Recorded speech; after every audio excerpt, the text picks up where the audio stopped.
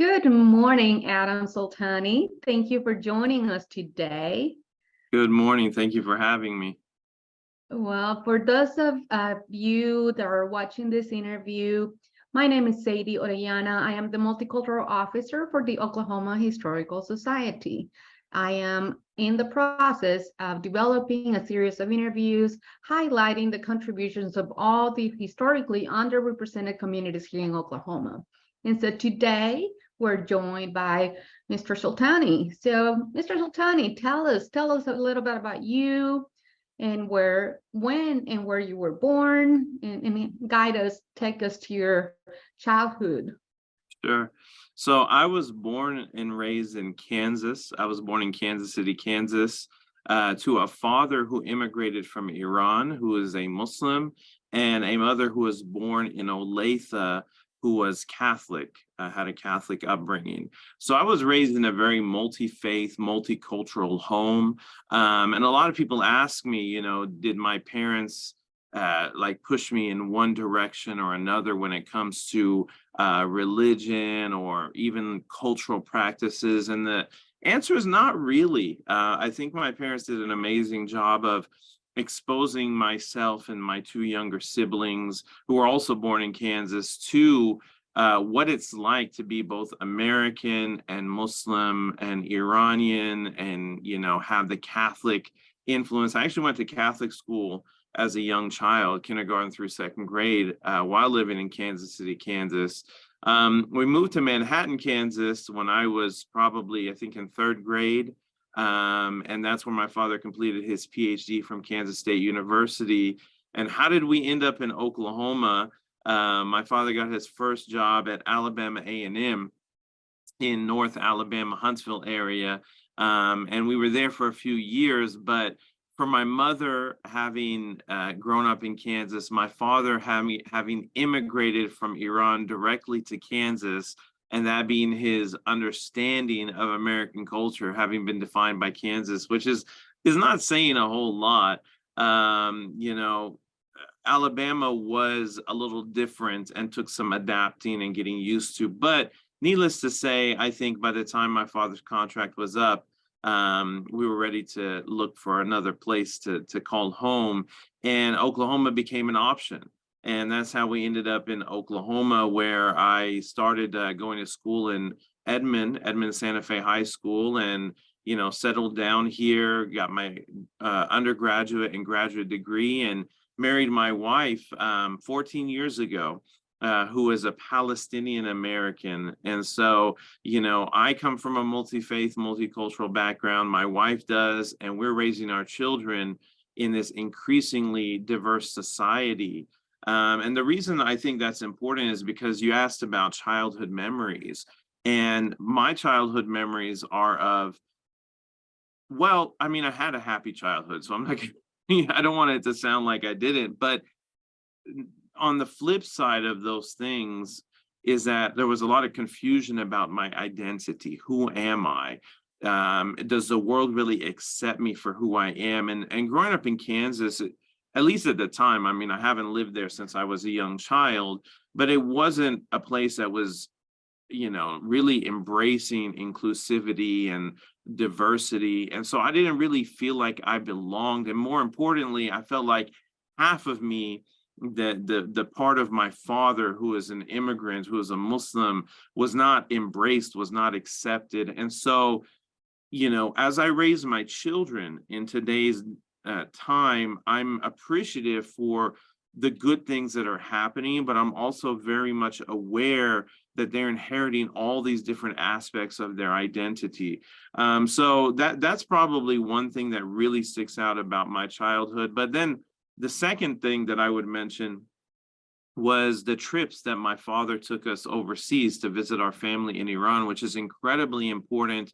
I am a son of an immigrant, and there are so many second generation and now third generation people from all over the Middle East and North Africa, whether they be Arabs or Iranians or Turkish or whatnot. And they are struggling to maintain that connection to the culture they come from and to their homeland, if you will. And so I was really blessed and lucky, and my whole family was, and my father took us every summer. I think when I was starting in middle school, we took trips to Iran and really made that connection with a land that we didn't even realize was part of our heritage. So that's one of the amazing memories I have, and we continue to do that for many, many years. And I see the struggle that I have in raising my kids and maintaining that connection, because I'm a generation removed from that. You know, I don't speak the language, I'm not fluent in it. I don't have those direct connections to the land my father came from, just like my wife, who's half Palestinian, she doesn't have the direct connections to the land that her father and grandfather came from. And therefore, it's a lot harder for us to maintain that for our children, if you will. That is correct. I agree with you, and that happens. And so the constant battle of retaining our heritage and practices and traditions, it does help give a person a holistic perspective of their identity. But now you're making a big difference here in Oklahoma, and you're being intentional about it. And so that's one of the reasons you were invited today, because ethnic awareness and self-identity is of interest for this project. So tell us a little bit about your role in the community. What is your current occupation, and why did you choose to do that? Sure. So since 2012, I have been the executive director of the Council on American Islamic Relations Oklahoma chapter. It's an organization that represents the very diverse community of Muslims in Oklahoma, and that includes people from Arab majority countries, whether that be Morocco, Egypt, Saudi Arabia, and so on, or from Turkey, Iran, Pakistan, India, Indonesia, Malaysia, etc. Why did I choose this occupation? Well, I think it really connects to what I said just a few minutes ago. It was that identity crisis that I went through as a young person that really motivated me to want to be in this line of work, to help establish a better foundation for young people to live a life where they feel fully embraced and accepted in Oklahoma, to really build those bridges of understanding, to do the hard work. And so hopefully that, future generations like my children and my grandchildren will not have to go through the same struggles that I've been through. And we have to accept the fact that, even in 2023, we're still living in a post 9/11 world.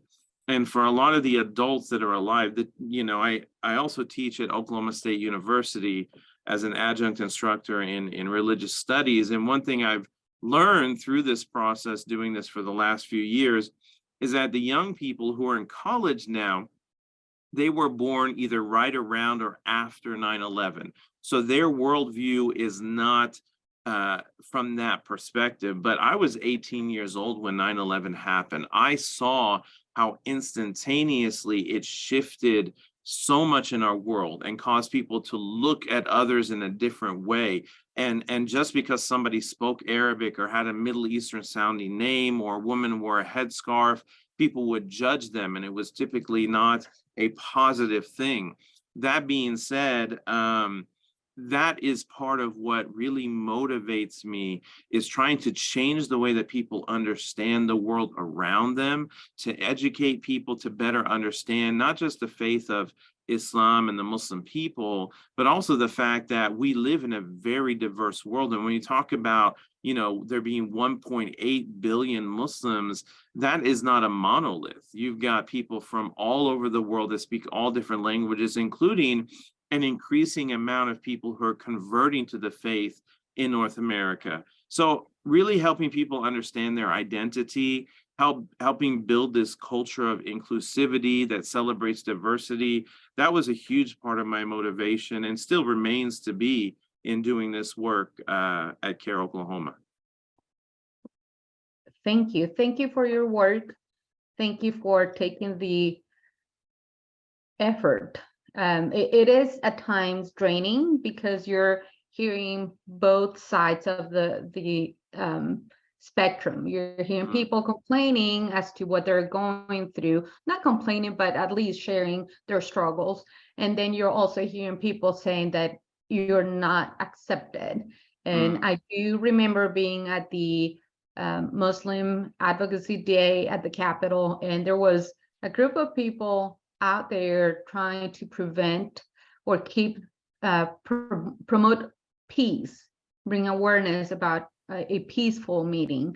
And we are in the United States, where we are supposed to be keeping at peace and being diverse and being inclusive. And then at the same time, we sometimes have to protect ourselves and take measures in order to keep people at peace. And so it's very interesting. And this is happening in Oklahoma, but I also heard that this is the first time you didn't have a large crowd protesting outside. Right. I see that as progress. Right.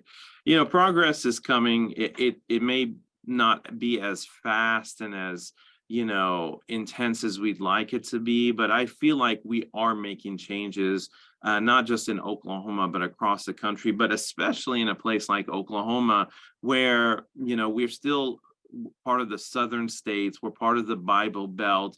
We have a lot of rural areas where people maybe don't interact with others. And I think that personal interaction is incredibly important. But what I've seen is that despite the fact that Muslims in Oklahoma make up only 1% of the state's population, there's still a lot of positive things happening and a lot of wonderful connections being made all across the state. And so there's a lot that we can look at as far as, you know, the lack of protesters at Muslim Day at the Capitol, or, you know, Imam Imad Chasi, the Palestinian Syrian immigrant imam of the Islamic Society of Greater Oklahoma City, leading prayer on the Senate floor, I think, which happened about 2 years ago for the first time in the history of the state of Oklahoma. You know, these things are really causing us to realize that there's hope for a better future. And it's not something that we're looking at down the road, but it's something that's happening right before our very eyes. Great, great. And so let's go a little deeper, not as to all the challenges that you've been faced with, but into seeing us as human beings. This project is called People of Oklahoma. So let's talk about some of the traditions or customs, because when people tell me about a culture, I've seen the pattern of people saying, referring to food and performances, but that is not it. That is not what makes a culture of a community. So let's go a little deeper and tell us, for example, when you, if I were to approach, and you are inviting me to an event, and I were to approach a male, me being a female, what would be a proper eye contact in between male and female? Sure. Oh, that's going to vary quite a bit, you know, because we have such a diverse community. I mean, for myself, you know, having been born and raised in America, and I think it's the case for a lot of second and even third generation, you know, children of immigrants, we're going to fall into the more common, you know, American concepts of looking a person in the eye when speaking to them and maintaining that eye contact. However, those who are immigrants, and we still have a significant number of immigrants from all across the Middle East and North Africa that are represented here in Oklahoma, they may not want to look a person in the eye. They may look down at the floor, or especially if it's someone of the opposite gender, they may maintain some sense of modesty in the way that they interact with that person. And it's not a sign of disrespect, but rather it's actually a sign of respect that I'm not going to look at this person in the eye. That is also reflected in the age differences. So it's typical that somebody who's younger would not look somebody who's older in the eyes either, out of respect. So it can vary quite a bit. And that being said, you know, that's just an example, but cultural differences are so vast. And when you talk about, if you were to talk about Arabs in Oklahoma, that's still a very diverse number of people. And we got more than a dozen Arab majority countries from the Arab Peninsula, that includes Saudi Arabia, Yemen, Qatar, Bahrain, etc. You've got Iraq, you've got Morocco, in Egypt, Libya, Tunisia, etc. All these different countries make up the Arab sphere of the Middle East and of the Muslim world. So some may be different than others, right? So also keep that in mind, that not all cultural practices are going to be the same, even if people speak the same language. Thank you. Thank you for helping us understand that. Now, when it comes to respect and leadership, what is something valuable or something considered as a high successful person or someone to be considered a leader? Is it more someone who is in a position of religion, or is it more a person with a business or in education? What are some of those concepts of leadership and success? Sure. I think number one, education is definitely a highly valued aspect of anybody's success within the Middle East or the Muslim world. That's heavily emphasized. So the higher you go up the educational ladder, definitely the more somebody sees you as being successful. I think financial success is also a part of that, especially for those who come from countries where they may economically struggle. The idea of having that financial success is a part of really achieving overall success. From a religious standpoint, that's definitely something that I think is valued within all Arab and Middle Eastern countries. Those who have that status of, being a scholar, a religious scholar, is someone who's looked upon as having the keys to the sacred kingdom, if you will. And therefore, they are definitely given a sense of respect. And oftentimes in a lot of countries, they are given certain positions of authority over society, not political authority necessarily, but the authority to interpret the word of God, much in the way like you would understand the Pope in Catholicism, if you will. Okay. Now let's move on to the concepts of, there are some concepts that we've had some differences in opinion as to the concept of time. So let's say we're attending a conference or just an appointment. I have been told, well, if you are on time, you're already late. But what does that look on when you're preparing an event or any conference? Yeah, well, we always plan to run late. So we actually got into the habit of telling people, like putting an hour, half an hour early on the time we invite people, so that we hope they show up on time. But that's very typical of the culture that a lot of people come from. I was raised in a household where we didn't necessarily adhere to those types of understandings of time, but my wife, on the other hand, was raised in a different type of home. So when I'm invited to a wedding, an Arab wedding, for example, in Oklahoma, it says 7 o'clock on the invitation. I plan to be there at like 6:45. My wife will say, no, if it says 7 o'clock, we'll get there around 8:30. So that's kind of the time difference. So I don't really know if there's a rhyme or reason to it, but nothing starts on time in the Middle East. Everything runs late. And that's just typical of society. I can speak from my experience traveling to different parts of the Middle East, whether it be Saudi Arabia, Dubai, and the United Arab Emirates, or to Iran on many occasions.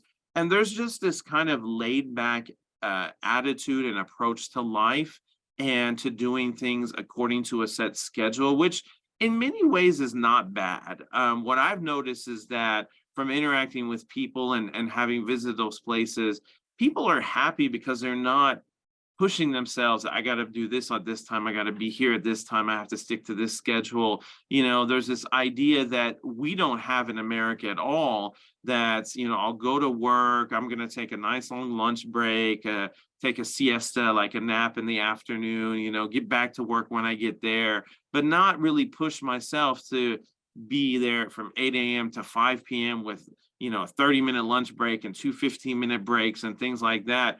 We're very successful in America in many ways, economically, when it comes to, social and technological advancements, no doubt about that. But are we truly happy? And what I've seen is that from my travels to the Middle East, because people are not pushing themselves to be in all these different places at one time and stick to these very stringent schedules, they seem to be happier in their work life and their home life. So maybe there's something that we could learn from that. And so I still struggle with it quite a bit because, like you mentioned, I want to be early, not just on time, but I've learned to take a laid back approach to some of those things and just go with the flow. And sometimes that makes life a little bit better. Well, yes, I agree. We could have a siesta here and there. I'll be happy with it. And so that takes us to different attitudes when it comes to perceiving the relationships, because we're in the US, I'm going to say we're more business oriented as opposed to being more family oriented or more just having a good time as opposed to just getting to the work. And so when it comes to dynamics in those relationships, would you say that people is more focused on the person first and then the task? What are your perceptions? Yeah, I think, there's still, in the Middle East and in the Arab nations, there's still this concept of a very collectivist society that, our connections to one another impact the life that we live. Whereas in America, we're very individualistic. We're focused on me, myself, and I. And like you said, on the task at hand, I have to accomplish this, and that without worrying about how it impacts the person maybe that I'm working with or the people I'm working with. I would say that in the Middle Eastern culture, the person comes first as opposed to the task. And I think relationships are heavily emphasized, in maintaining those relationships and maintaining a type of social equilibrium is incredibly important. And at times that can go too far, to the point that people worry about, societal perception more than they worry about other things, what others will say and how it will be perceived. While I agree that that's important, I think in America, one thing we've learned is it doesn't matter what others think, I'm going to do it this way, or I'm going to do what's right, regardless of how others take it. So that being said, I think there's a balance that could be achieved. We take things sometimes too far as forgetting about our connection to humanity and other people and the society around us. But we also don't need to go as far as overemphasizing, the perception of every single person to the point that we fail to accomplish what we set out to do. Thank you.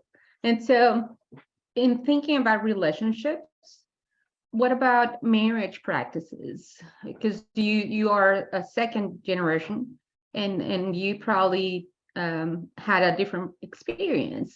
But what is a acceptable norm as of now? Is people getting married by marriage by consent, or marriage by love, or is it arranged? Sure. That's an interesting question. It's going to vary a little bit from country to country and culture to culture. But that being said, I think in the vast majority of the Middle Eastern countries, you're going to find that people are getting married out of love, or somewhat of a balance between love and arranged marriage, but it's definitely not full out arranged marriages. Those happen, I would say, very seldom in modern times. More or less what happens is that somebody or I'll give you two scenarios. Let me back up. So you got scenario A, where a man and a woman, they meet one another, they work together, they're in school together, and through having conversations or working on projects, they get to know one another, and then they involve their families, because it's still seen as a very communal thing. It's not just two individuals getting together, it's two families uniting. So that's option A. Option B is where maybe in some countries or social areas, like different places of countries where interacting with the opposite gender is a little bit harder to do, or maybe socially not acceptable, the families will try to arrange opportunities for people to get to know one another. So maybe I'd have an aunt who knows somebody who has a daughter who is in the same line of work as me and has a great personality, and she'll say, well, I think you should meet this person and see if you guys would be interested in getting married. So it's not an arranged marriage, more or less it's just like introducing people. And then how does the relationship progress from the introductory phase to getting married? Culturally speaking, in most of the Middle Eastern countries, it's a courtship process. So it's where the families get introduced to one another, the two people who are going to get married get to know each other, and then they slowly start to decide on the dates of making an engagement announcement and then doing a marriage. And then there is the civil contracts that we're used to, but also in a lot of these countries, which are Muslim majority countries, there's an Islamic marriage contract that includes a dowry. Now, when you talk about dowry, sometimes people think very negatively upon that, but actually a dowry within the culture is meant to be a gift from a husband to a wife upon marriage, kind of an appreciation for accepting the marriage proposal. So that's part of the process. And in my experience, it actually went the way that I mentioned in the first option, where I had met my now wife, and we were friends and we got to know one another, and things progressed to the point where we decided that we wanted to see if marriage was an option. And so we got the families involved, they talked, they were approving of it. So we actually got engaged and announced it publicly. And 13 months later, we ended up getting married. But it was still a process in which our families were heavily involved every step of the way. That is really interesting, and it is very helpful when you're having both families, because at the end of the day, you will end up spending holidays and family celebrations all together. So thank you for sharing that. And so now you're having to guide the next generation. So what advice do you have for the younger generation of Arab Americans, specifically here in Oklahoma, where they're trying to navigate this bicultural world? And so do you have any advices for them? Yes. So my number one advice, and this is based off my own experience and learning things the hard way, if you will, is to embrace who you are 100%. Don't sacrifice any aspect of yourself, whether it be your language, your culture, your religion, any of it. Don't sacrifice it to try to please others or to try to gain acceptance, because at the end of the day, that will bring you absolutely zero benefit. And if people will not accept you for who you are 100%, they won't accept you once you make those sacrifices. So that would be my biggest piece of advice: is own who you are. Recognize that you have connections in Oklahoma, being born and raised in the United States. You are American, but you're also inheriting a culture of your parents and your grandparents that's connected to a homeland that may be halfway across the world, but that is forever part of who you are. So with my children, they don't have, they have less of a direct connection to their homeland than me and my wife do, of course, less than their grandparents do. But with my children, I still try to emphasize with them that you are Iranian, Palestinian, and American. These are all part of your identity, and you should be proud of that. You should celebrate it. You should share it with other people. Never hide who you are from anyone, because I think one of the mistakes we've made as a country in the United States is this idea that we have to become this melting pot. No, we're not a melting pot, and we should never be a melting pot, because we don't want people to lose those unique aspects of their identity. We are that salad where every vegetable that goes into the salad still maintains its individual flavor and texture and presentation. And so that's what I want my kids to be. And I still am learning, because they're young. And so I'm still learning the best ways to try to instill this in them. But I think the best way I can do that starts with me and the way I present myself amongst others, and try to encourage them to do the same. Thank you. That's very helpful. As an immigrant myself, I had to navigate that world. And yes, being authentic, being true to ourselves, it's an easier way to live in this place. And so what would you like to see in the future of Arab Americans here in Oklahoma? What would be in your wish list? Well, I think number one, Arabs have been in Oklahoma, I think, for around 100+ years now. We have early immigrants to Oklahoma coming as farmers, Syrian and Lebanese farmers and business owners. But really, the bulk of Arabs that are currently in Oklahoma, I think, came in the 1960s, 70s, and 80s to pursue educational opportunities. And they have been around owning businesses and teaching and, being people's attorneys and accountants and things like that for decades.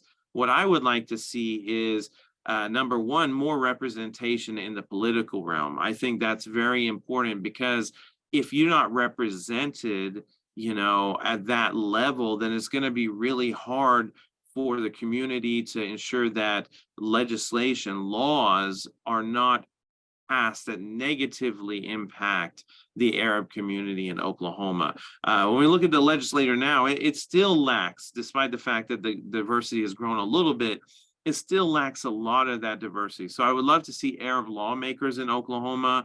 I would love to see Arabs more involved in things like school boards, athletics, at a college or professional level. I think it's more or less that public sphere of things, because behind the scenes, Arabs in Oklahoma have been so successful in so many ways, but publicly that's not recognized. So I think by having people in elected positions, having people on places like school boards that impact education, involved in athletics and entertainment perhaps, and things like that, we could see better representation of what the community is really all about. And I think with the second and third generation, we will see that. We've already seen young Arab Oklahomans who have previously worked for example, News Channel 4 in Oklahoma City, that have helped impact the way that the news is presented in a better manner. We've had young Arab Oklahomans work for the Tulsa World,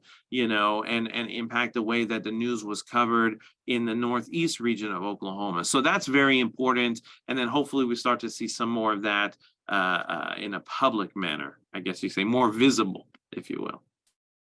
Well, Mr. Soltani, thank you so much for your time. I really enjoy having these conversations with you and the rest of the people of Oklahoma series. So thank you for your time and for your willingness to also share about many topics of importance here, and for your contributions to the enrichment of Oklahoma's history. So your work is appreciated, and we value you in this state. Thank you so much.